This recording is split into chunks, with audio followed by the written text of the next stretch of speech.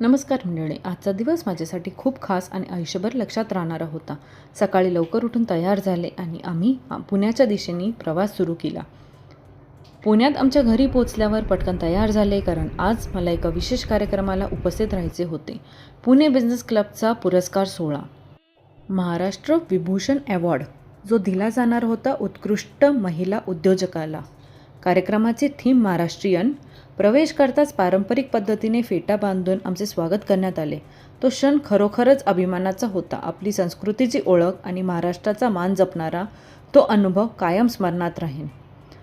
माझं नाव डॉक्टर सलोनी कोठारी आणि माझ्या ब्रँडचं नाव डॉक्टर सलोनी प्रिस्क्राइब्स. मला अभिमानाने सांगण्यासारखं वाटतं, मला महाराष्ट्र विभूषण पुरस्कारनी सन्मानित करण्यात येणार होतं. उत्कृष्ट महिला उद्योजिका या कार्यक्रमात मराठी चित्रपट घाबरकुंडमधील अभिनेत्री वैष्णवी कल्याणकर यांचीही उपस्थिती होती. त्यांची भेट घेण्यासाठी आणि त्यांच्या सहवासात काही क्षण घालवण्याची संधी मला मिळाली. हा देखील एक आनंददायी अनुभव होता. आणि दिवसातील सर्वात अभिमानाचा क्षण म्हणजे पुरस्कार स्वीकारण्याचा. मला हा पुरस्कार यंग एंटरप्रेन्योर ऑफ इंडिया म्हणून ओळखल्या जाणारे शरद तांदळे यांच्या हस्ते प्राप्त झाला.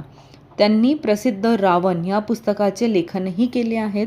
पुरस्कार स्वीकारताना त्यांचा साधेपणा, नम्र स्वभाव आणि प्रोत्साहन देणारे शब्द मनाला खूप भावले.